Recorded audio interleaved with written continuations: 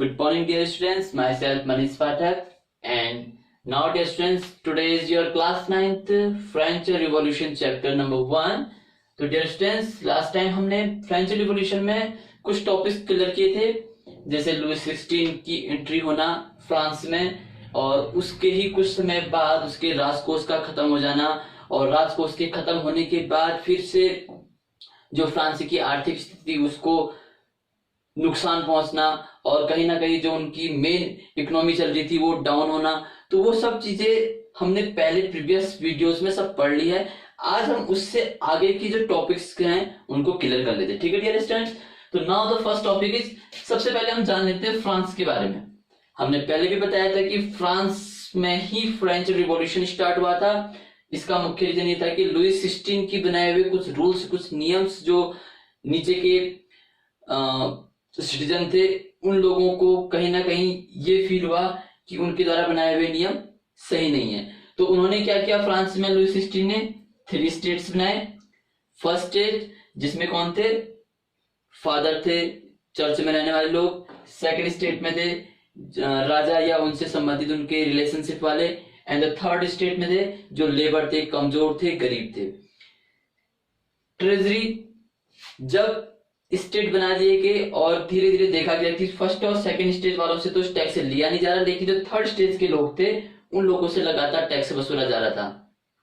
Tax वसूलने की वजह से जो टैक्स लेबरों से आ भी रहा था वो टैक्स कहां जा रहा था, जो लुई 16 ने अदर कंट्रीज की मदद के लिए किसी और से जो लोन लिया हुआ था उन्हीं की भरपाई करने में उनका टैक्स खत्म होते जा रहा था। तो किसी वजह से उनका क्या हुआ कि ट्रेजरी जो थी, उनकी राजकोष जो था वो पूरा खत्म हो चुका था। तो इसकी वजह से भी कहीं ना कहीं वहां पर जो नीचे के लेबर थे उनके लिए प्रॉब्लम क्रिएट हो रही थी। आज का टॉपिक जो हमारा है वो है सब्सटेंस क्राइसिस। आखिर 1715 से लेकर 1789 तक ऐसा क्या हुआ जो लोगों को इतनी सारी प्रॉब्लम्स आने लगी और उसका नतीजा ये हुआ कि वहां पे रिवॉल्ट स्टार्ट हो गया और वो रिवॉल्ट रिवॉल्यूशन में कन्वर्ट हो गया, एक क्रांति बन गया। अब उसका मुख्य कारण क्या था, पॉपुलेशन। 1715 में जो फ्रांस की पॉपुलेशन थी वो 23 मिलियन थी और 1789 तक पहुंच तक वो 28 मिलियन होगी। कॉमन सी बात है, मेरा घर है और हम अपने घर पे 4 लोग रहते हैं। सडनली ऐसा हो जाए कि मेरे घर पे 5 लोग और आ गए।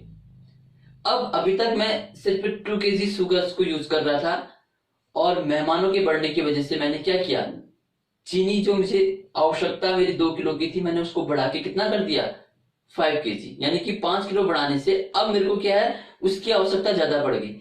वही यहाँ पर कंडीशन थी, प्रत्येक परिवार में पॉपुलेशन बढ़ रही थी और पॉपुलेशन बढ़ने की वजह से जो आम आदमी था उसको नीड आवश्यकता पड़ने लग गई थी खाने की, और खाना इतना मात्रा में नहीं था।